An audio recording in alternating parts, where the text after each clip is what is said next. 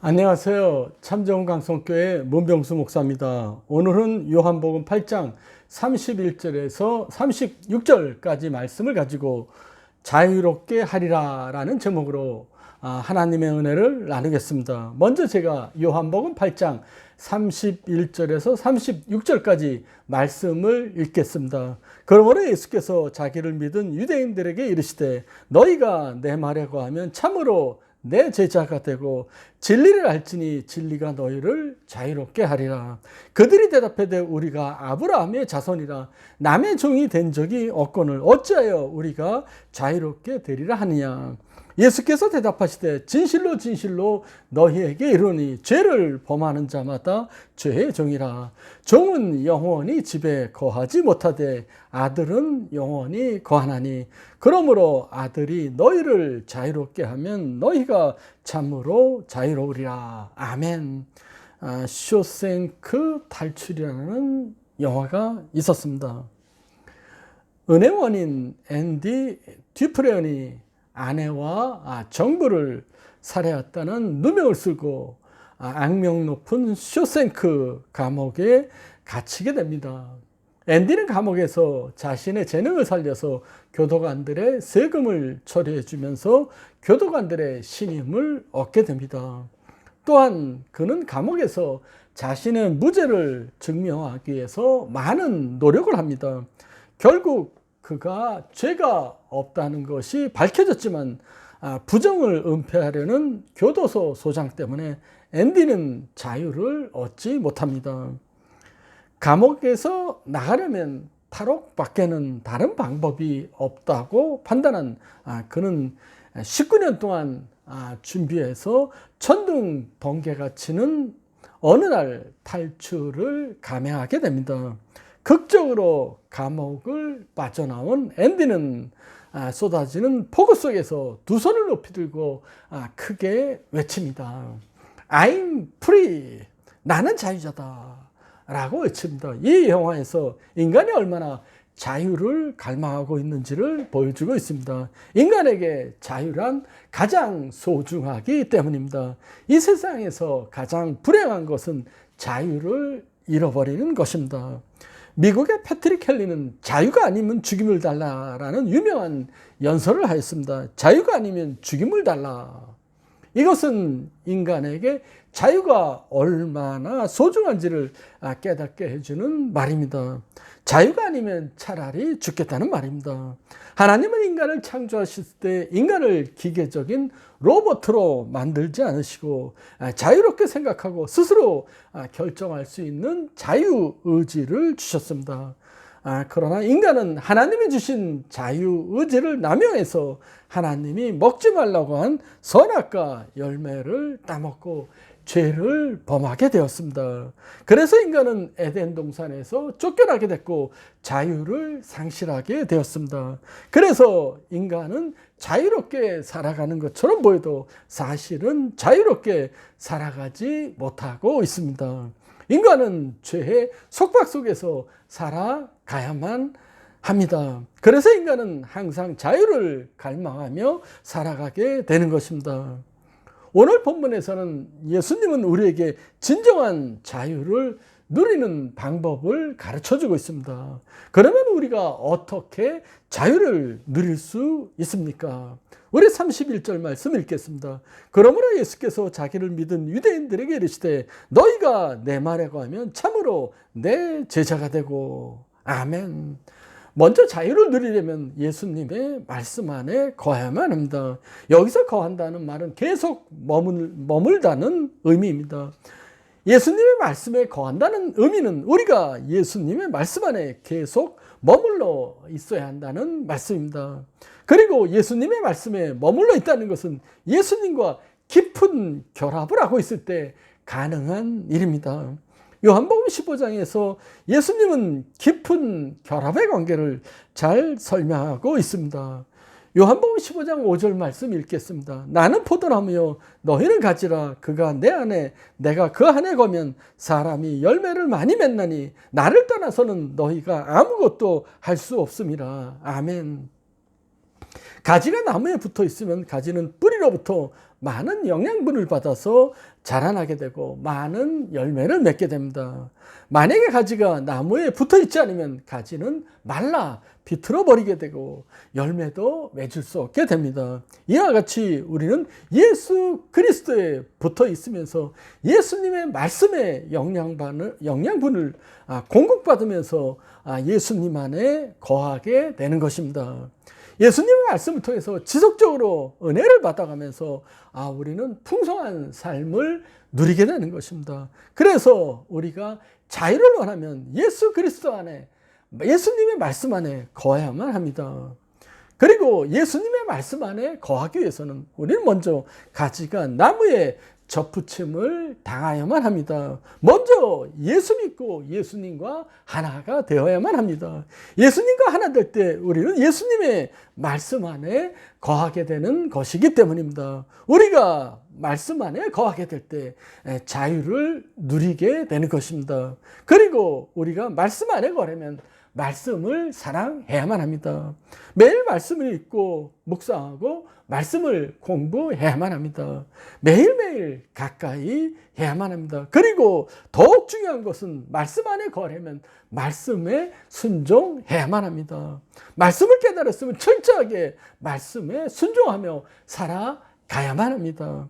말씀에 순종할 때 말씀의 능력이 우리에게 임하기 때문입니다. 여러분들은 얼마나 하나님의 말씀을 가까이 하며 살아가고 있습니까? 혹시 일주일에 한 번 교회 나와서 한 번 말씀을 접하고 있지는 않습니까?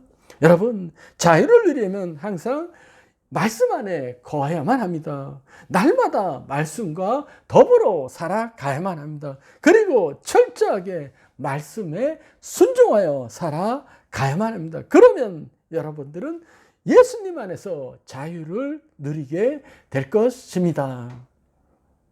31절 말씀 제가 다시 읽겠습니다. 그러므로 예수께서 자기를 믿은 유대인들에게 이르시되 너희가 내 말에 가면 참으로 내 제자가 되고 아멘. 31절 말씀에서 예수님의 말씀 안에 거하게 되면 예수님의 제자가 되게 된다고 말씀하고 있습니다.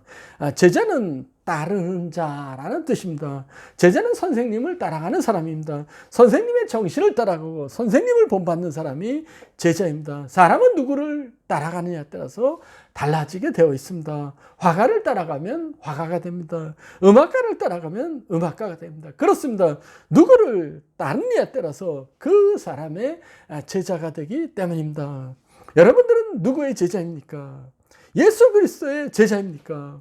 예수님의 말씀을 배우고 말씀 안에 거하는 자가 예수님의 제자입니다. 여러분, 그리스도의 신앙 목표가 무엇입니까? 그리스도인의 신앙 목표는 예수 그리스도의 제자로 살아가는 것입니다. 여러분, 소수의 사람만 제자가 되는 것은 아닙니다. 예수 믿는 모두가 다 제자가 되어야만 합니다. 우리의 삶 자체, 목표가 제자의 삶이 되어야만 합니다. 누가복음 5장에서 예수님이 베드로와 요한과 안드레를 부르는 장면이 나오고 있습니다. 내가 사람 낚는 어부가 되리라 라고 제자들을 불렀을 때 제자들은 모든 것을 버려두고 예수님을 따라갔습니다. 그들은 예수님이 불렀을 때 예수님을 즉시 따라갔습니다. 예수님의 말씀에 온전히 순종하였습니다. 예수님의 말씀을 듣고 온전히 순종하는 사람이 예수 그리스도의 제자입니다. 여러분, 이 제자의 삶을 살아가는 것 그렇게 어렵지 않습니다. 예수님의 말씀 안에서 예수님을 닮아가는 삶을 살아가는 게 제자의 삶이기 때문입니다. 1990년 노벨 평화상 후보였던 엘리나는 이탈리아의 한 작은 마을에서 노인들의 어머니라고 불려졌습니다. 그는 언제나 자신의 상황에서 왜? 라는 질문을 하지 않았습니다. 그는 중국 선교사로 헌신하였으나 폐병으로 본국으로 돌아오게 됩니다. 그때 예수님 왜 저를 폐병에 걸리게 했습니까? 라는 질문을 하지 않았습니다. 대신에 이렇게 병든 저에게 주님은 무엇을 원하십니까? 라고 기도했습니다. 그리고 시골로 돌아와서 열심히 농사를 지으면서 중국 선교를 도왔습니다. 하루는 탈곡기 속으로 손이 들어가서 손이 잘리게 됩니다. 이번에도 그녀는 왜? 라고 질문하지 않았습니다. 이제 오른손이 없는 저에게 하나님은 무엇을 원하십니까? 라고 기도했습니다. 그리고 그녀는 농장을 개조해서 양로원을 세워서 외로운 노인들을 돌봤습니다. 물론 원인을 분석하는 것 중요합니다. 그래서 왜라는 질문을 꼭 해야만 합니다. 그런데 너무 왜라는 질문에 집착하지 마십시오. 우리는 도리어 이 상황에서 예수님 제가 무엇을 해야만 합니까? 라는 질문을 하시길 부탁드립니다. 여러분 날마다 말씀을 가까이 하고 예수님 안에서 말씀에 온전히 순종함으로 말미암아 제자의 삶을 살아가는 여러분이 되시길 부탁드립니다.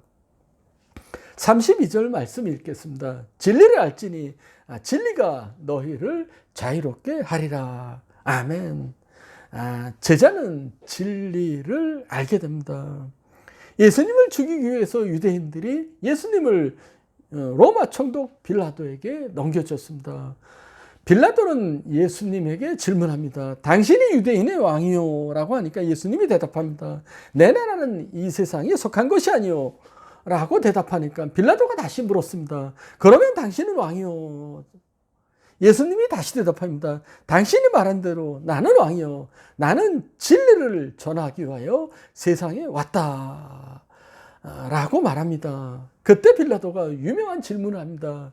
진리가 무엇이냐? 라는 질문을 하게 됩니다. 여러분, 진리가 무엇입니까?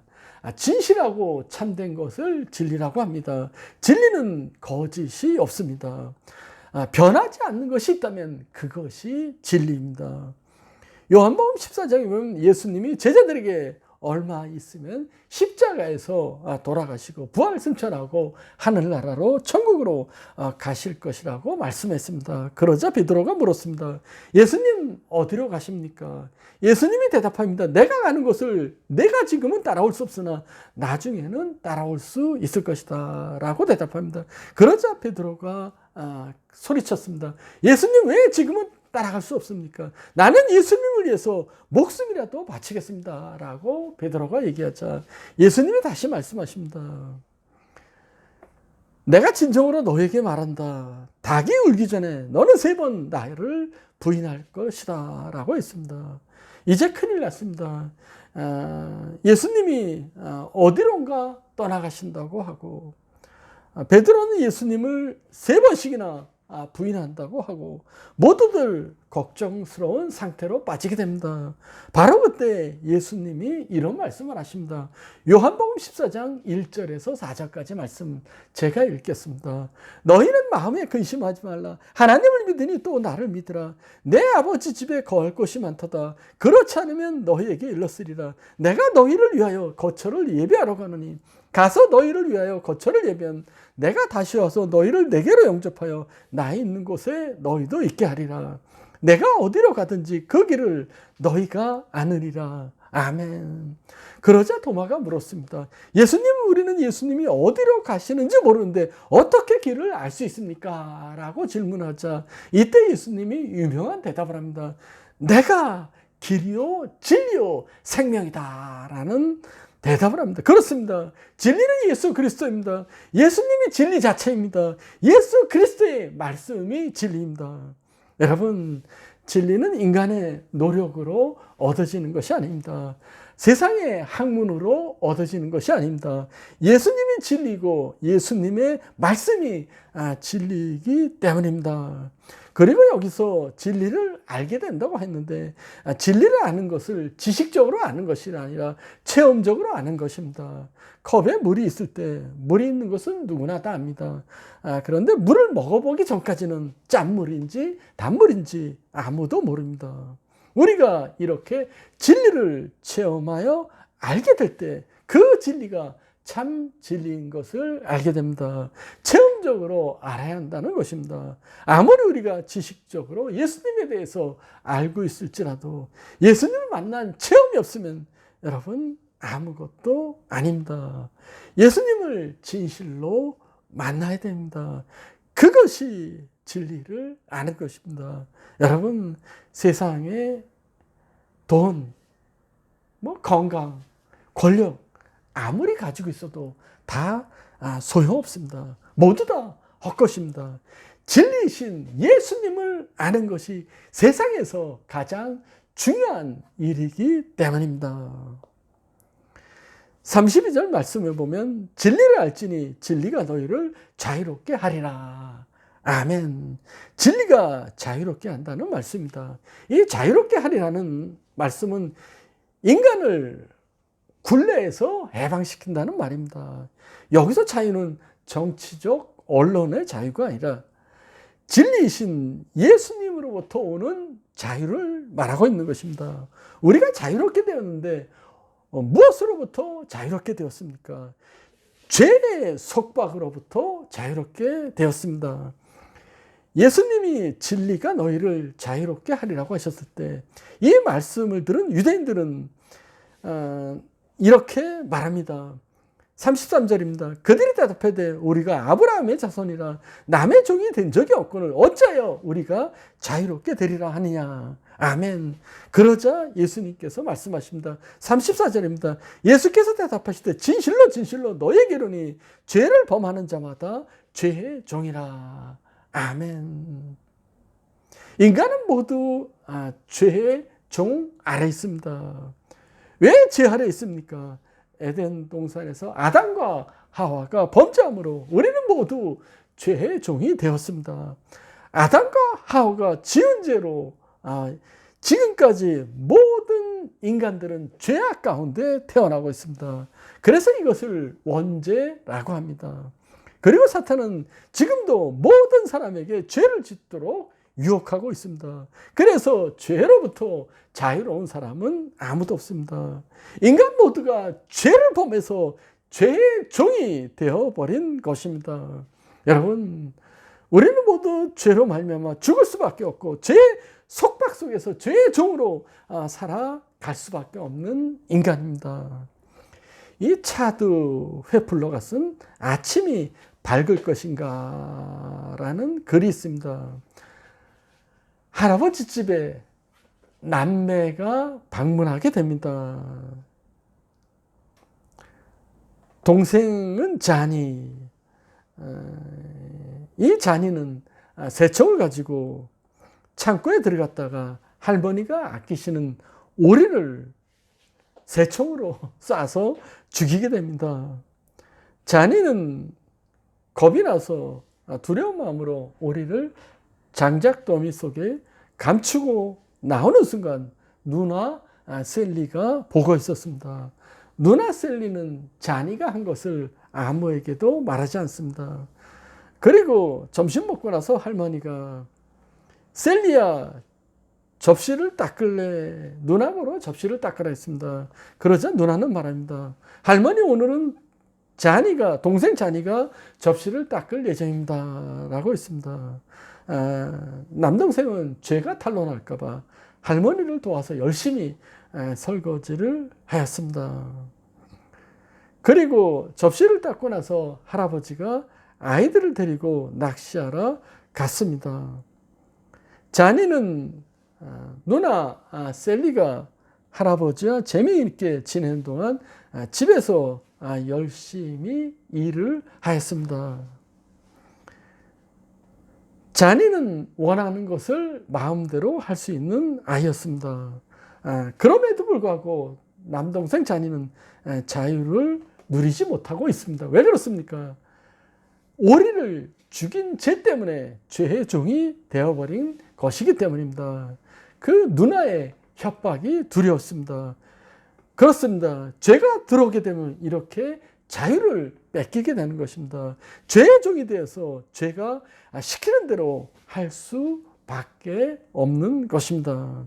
그래서 어느 날 남동생은 죄의 종으로 살 수 없어서 할머니한테 가서 사실대로 이야기합니다. 제가 실수로 할머니 오리를 죽였습니다. 라고 고백합니다.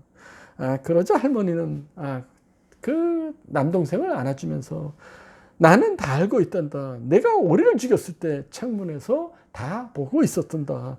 나는 너를 용서해 준다. 나는 너를 사랑한다. 라고 용서해 줬습니다. 그리고 나서 자니는 죄로부터 해방을 얻었습니다. 죄의 종으로부터 자유함을 얻었습니다. 여러분, 인간은 연약한 존재이므로 실수하며 죄를 지을 수밖에 없습니다.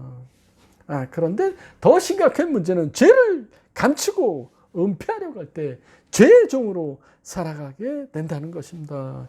이처럼 죄가 있는 곳은 자유가 없습니다.